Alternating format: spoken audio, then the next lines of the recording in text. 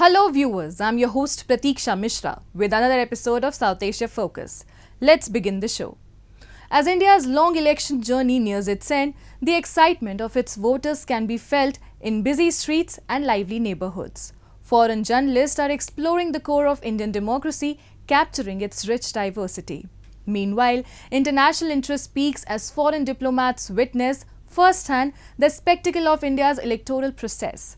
With the final phase underway, all eyes turn towards the impending announcement of results poised to shape the nation's trajectory. Take a look. As India embarked on yet another electoral journey, the world turned its gaze towards the bustling streets and vibrant communities that make up the tapestry of Indian democracy. Demonstrating a deep commitment to shaping the future of their nation through active participation in elections and civic duties, Indian voters are displaying a remarkable enthusiasm.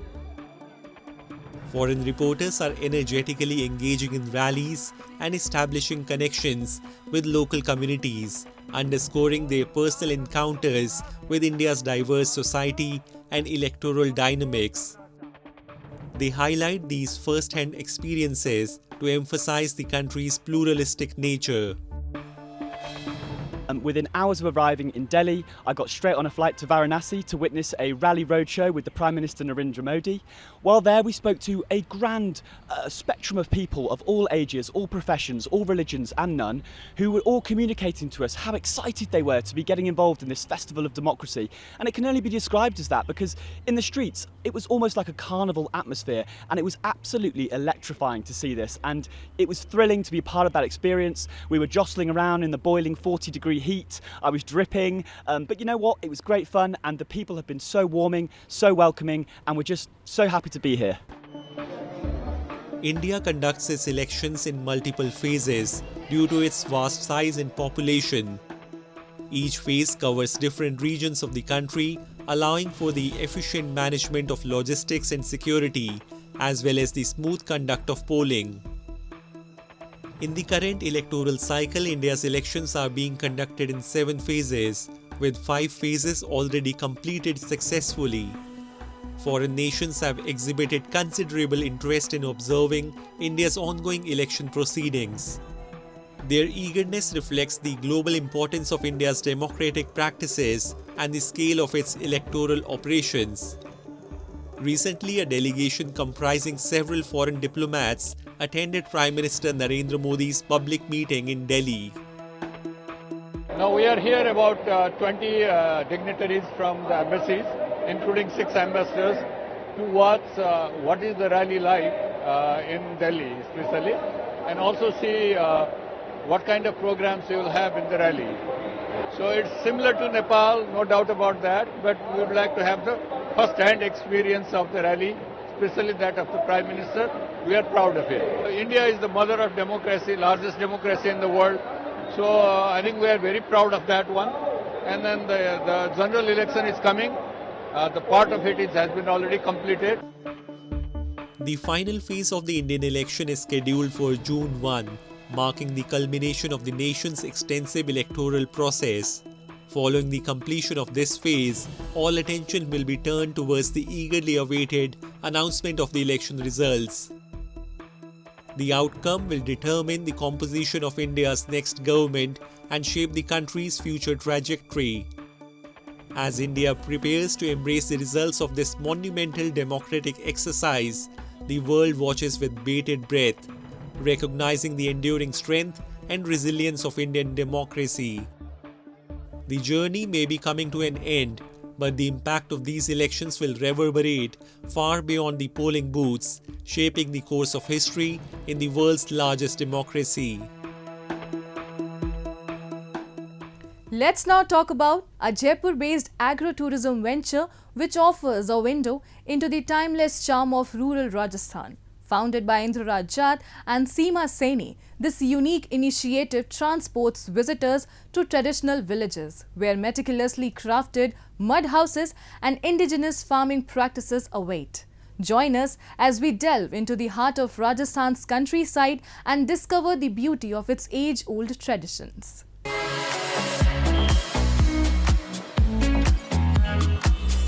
With an hour's drive from Jaipur's main city area, you can immerse yourself in the authentic charm of rural life, experiencing traditions that have been preserved for centuries. A part of Green Worlds Foundation, started by two friends, Indraraj Jat and Seema Saini in 2018. This unique low-cost agro-tourism venture is inspired by traditional villages of Rajasthan.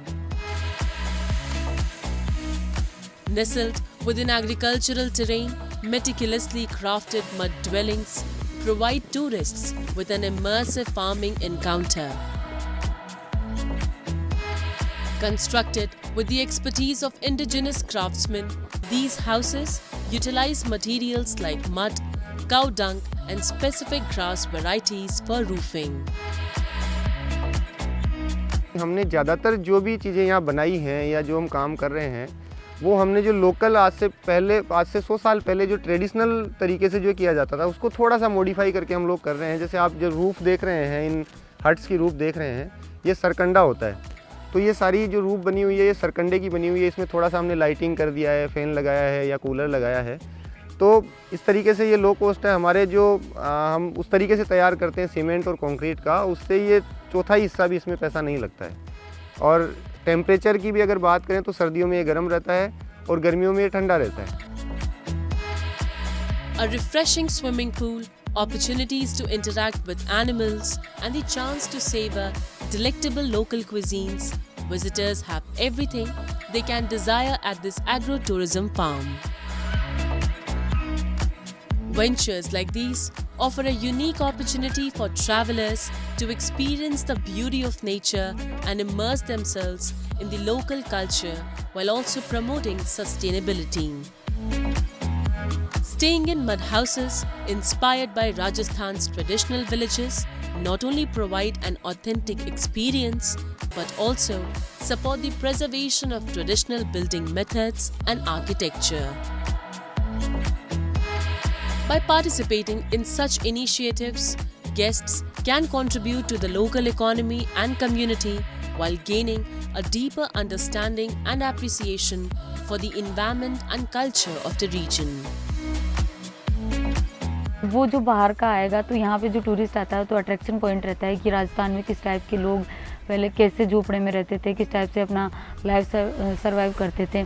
हमने जो यहाँ पे जो चीज़ें रखी है, जैसे कि आप देखेंगे कि बैलगाड़ी है और ऊँट है और देसी चूल्हा है और ये जो मड हाउस बनाए रखे हैं तो पूरे देसी तरीके से जो ये देख रहे हैं यहाँ पे झोपड़ी पूरी देसी स्टाइल से मिट्टी से बनाई हुई है। तो यहाँ पे आते हैं तो ये अट्रैक्शन पॉइंट ये भी रहता है कि कैसे राजस्थान हुआ करता था, तो उनको राजस्थान का फील होता है। यहाँ हम खाने में भी देते हैं तो पहले खाने में जो बेजड़ की रोटी थी जो 3-4 अनाजों से मिलके बनती थी, चटनी होती थी जो पुदीने की होती है, मिर्ची की होती है, तो वो एक राजस्थानी मतलब उसमें आता है। चूरमा दाल बाटी हमारा यहाँ का मेन वो होता है राजस्थान का, तो वो भी हम मेन चूरमा दाल बाटी और बेजड़ की रोटी और साग चटनी ये सब हम वहाँ उनको प्रोवाइड करवाते हैं, छाछ वगैरह। Both Seema and Indraraj are deeply engaged in contributing to rural development initiatives. They are dedicated to empowering rural women by providing them with the necessary training to become successful entrepreneurs. Green World Foundation has also collaborated with the National Bank for Agriculture and Rural Development on various eco-friendly initiatives. Additionally, it is promoting the adoption of agro-tourism among farmers, encouraging them to diversify their income sources and engage with sustainable agricultural practices. जब सीमा जी से मिले तो हमें एक लगा कि किसानों के लिए हमें काम करना चाहिए और किसानों की सबसे बड़ी समस्या उस टाइम हमें जो महसूस हुई ये हुई कि किसान एक ही क्रॉप के ऊपर डिपेंड रहता है। तो उस कई बार क्या होता है कि वो एक क्रॉप पे डिपेंडेंसी की वजह से कई बार क्रॉप डैमेज हो जाती है या कोई एनवायरमेंटल कंडीशंस की वजह से ऐसा कुछ हो जाता है जिसकी वजह से उसकी क्रॉप ख़राब हो जाती है, तो किसान की 6 महीने की मेहनत सारी पानी में मिल जाती है। तो हमारे दिमाग में आइडिया आया कि क्यों ना हम एक संस्था बनाकर और इंटीग्रेटेड फार्मिंग को हम लोग प्रमोट करें, समन्वित कृषि प्रणाली को हम लोग प्रमोट करें, जिसमें कृषि की बहुत सारी क्रियाएं एक साथ की जाती हैं जो एक दूसरे की पूरक होती हैं, जो एक दूसरे के ऊपर आधारित होती हैं। Embracing this innovative approach, Indraraj and Seema have not only expanded their enterprise but are also fostering sustainable development in rural regions, all while offering distinctive experiences for travelers. Time now for Asia This Week, the stories from across the continent. On May 22nd, officials from different countries across the world offered their condolences in Tehran for the death of President Ibrahim Raisi and his companions, who died in a helicopter crash near the Azerbaijan border at the weekend. Among those who attended were Iraq's Prime Minister Mohammad Shia al-Sudani and Turkey's Vice President Cevdet Yilmaz. The death of the president came at a time of deepening crisis between the clerical leadership and society at large over issues from tightening social and political controls to economic hardship. Raisi's body was flown from Tabriz, the closest major city to the remote crash site, to Tehran airport before heading to the holy Shiite Muslim city of Qom. From there, it was returned to the capital to lie at Tehran's Grand Musalla Mosque before being transferred to his hometown of Mashhad in eastern Iran for burial on May 23rd.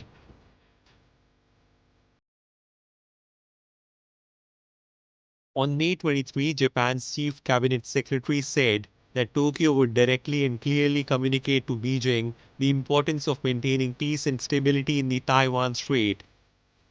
Yoshimasa Hayashi, Japan's top government spokesperson, also told a regular press conference that it was important to work with the United States and other allies to convey their common stance over China-Taiwan relations.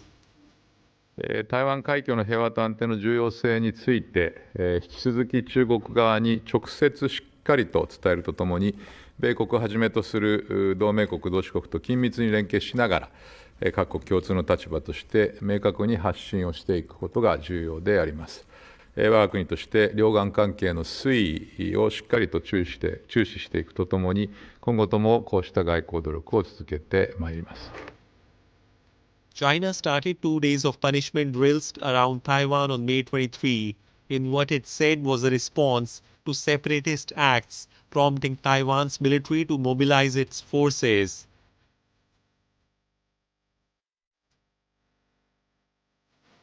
One passenger was killed and 30 injured after a Singapore Airlines flight from London hit severe turbulence en route on May 21, forcing it to make an emergency landing in Bangkok. Footage captured by an eyewitness showed damaged overhead cabins and injured passengers being carried out by stretchers after flight SQ321 landed. Video also showed injured passengers receiving medical treatment at Bangkok airport after flight was diverted there for an emergency landing. Moving on. Amidst growing economic and strategic ties with China, Pakistan finds itself at a crossroads, grappling with a delicate balancing act. Critics warn that China's engagement with Pakistan may not always be mutually beneficial, raising concerns over debt traps and compromised sovereignty. Despite these warnings, Pakistani politicians have maintained unwavering support for China, praising its initiative and emphasizing the importance of Pakistan-China relationship. A report. China's engagement with Pakistan is primarily driven by its own strategic and economic interests rather than mutual benefit. There are concerns that China's financing of infrastructure projects in Pakistan, particularly through loans with high interest rates, could lead to a debt trap where Pakistan becomes heavily indebted to China. Critics argue that this debt dependency gives China leverage to extract concessions or control over strategic assets in Pakistan. There are fears that Pakistan's close relationship with China could compromise its sovereignty and independence. Pakistan may become overly dependent on China, leading to unequal partnerships and potential loss of control over key sectors of its economy and infrastructure. However, Pakistani politicians have refused to reconsider the long-term implications of deepening economic and strategic ties with China. In fact, Islamabad consistently offers praise and seeks to please China. Pakistan's Deputy Prime Minister and Foreign Minister Mohammad Ishaqdar reiterated Pakistan's unwavering commitment to China, calling it the cornerstone of the country's foreign policy as the two nations celebrate 73 years of diplomatic ties. In the interview with a Chinese media outlet in Beijing, he commended the Chinese leadership's initiatives. China policy is the cornerstone of our foreign policy. China has been always our brother and iron-clad partner. We hope to work together for the benefit of the people of the both countries. I admire President Xi, His Excellency, having introduced the Global Development Initiative, the Global Security Initiative, the Global Civilization Initiative. And you see, after COVID, the global growth has gone down and it was a declining trajectory. I think the initiative which President Xi as a visionary leader has taken on the Global Development Initiative, it has arrested that declining trend and it is now catching up also the global development. China has invested significantly in infrastructure projects such as the China-Pakistan Economic Corridor. In Pakistan, there have been concerns about the transparency of CPEC projects, as well as their long-term economic viability and the environmental and social impacts they may have. However, Pakistani government has failed to address these concerns, including calls for greater transparency in the terms of financing and project details, as well as increased scrutiny of environmental and social impacts. Instead of reconsidering its approach to the China-Pakistan Economic Corridor, Pakistan has expressed strong support for controversial projects. Belt and Road Initiative, the CPEC, and all these things will complement and supplement. The added advantage would be that the global SDGs, the Sustainable Development Goals, fixed by the global community at the floor of the United Nations, would be facilitated by the Global Development Initiative, which has been triggered by His Excellency President Xi. Pakistan needs to thoroughly evaluate the future consequences of its growing economic and strategic connections with China. The Pakistani authorities have overlooked the importance of transparency and responsibility in their collaboration with China, notably concerning initiatives such as the China-Pakistan Economic Corridor. Pakistan has struggled to find a middle ground between capitalizing on the advantages of its association with China and protecting its sovereignty, autonomy, and domestic interests amid possible obstacles and uncertainties. Buddha Jayanti, also recognized as Buddha Purnima, holds great significance in both Nepal and India, commemorating the birth and enlightenment and passing of Lord Buddha. In Nepal, the occasion was once again marked by rituals, prayer gatherings and cultural displays, particularly at Lumbini, the birthplace of Lord Buddha. Meanwhile, in India, where the revered Mahabodhi temple stands, numerous devotees flock to Bodh Gaya to pay homage, offer prayers and uphold the teachings of Buddha that advocate for peace and unity. Take a look. The Indian Embassy in Kathmandu, in collaboration with the Lumbini Development Trust, organized several events in Lumbini, the birthplace of Buddha, on the occasion of Buddha Jayanti. Buddha Jayanti is observed annually and it typically falls on the full moon day in the month of Vesak.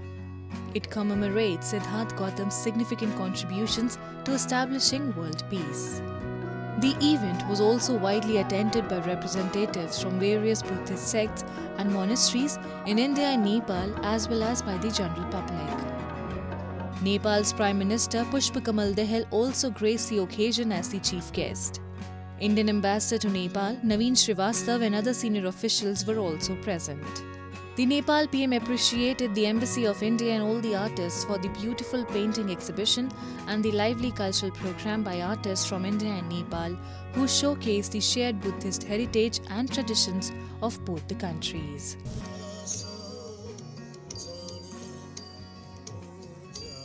I must also express my admiration for the talented artists who have displayed their creative performance to enliven the evening and captured our utmost attention.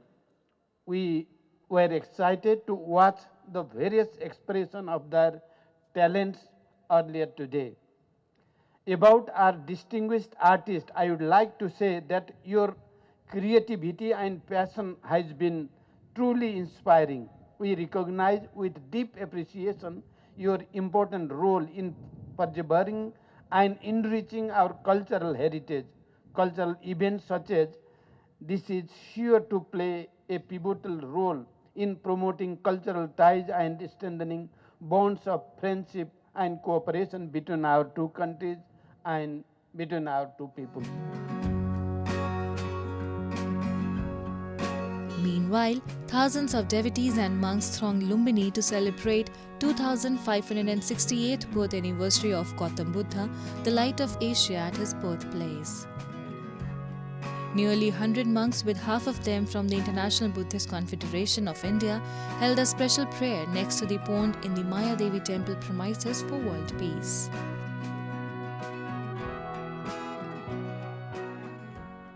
This land is especially blessed as Lord Buddha was born in Lumbini on the day of Vaisakh Purnima. Nearby, in the town of Bodh Gaya, he attained enlightenment, and he gave his first sermon in Sarnath, again not far from here. Finally, he attained Mahaparinirvan in Kushinagar. Lord Buddha's life journey and the dissemination of his teachings and message, starting from his first sermon in Sarnath, form an enduring and unparalleled bond between India and Nepal that adds to our unique relationship and symbolizes our shared heritage and values. In this context, I would also like to recall the visit of Prime Minister Modi, who had visited Lumbini in 2022 on the occasion of Vaisakh Purnima. He had then spoken about the importance of developing this shared cultural heritage together and enriching it further. During his visit, Prime Minister Modi and the then Prime Minister of Nepal had laid the foundation of International Center for Buddhist Culture and Heritage, which is progressing well thanks to the support provided by Lumbini Development Trust. India too soaked in the festivities of Buddha Jayanti or Vaisakh Day on the full moon day of May, honoring Buddha's birth, enlightenment and death. Buddhist monks from different countries held a religious rally in the holy town of Gaya, where Buddha is believed to have achieved enlightenment, while devotees in Varanasi, Sarnath offered prayers at the site where he delivered his first sermon. The devotees wished for world peace and well-being. This sacred observance not only strengthens religious and cultural ties, but also promotes universal values of kindness and spiritual growth. On this sacred day, we are praying for the world to be peaceful and also all living beings be happy, healthy, peaceful, long life. The holy lands of Lumbini in Nepal and Bodh Gaya, Sarnath and Kushinagar in India are the cradles for which the universal teachings of Lord Buddha spread to other parts of the world. The celebration of Buddha Jayanti reaffirms the enduring legacy of Lord Buddha's teachings. And with that, we come to the end of this week's episode. See you next week. Goodbye and take care.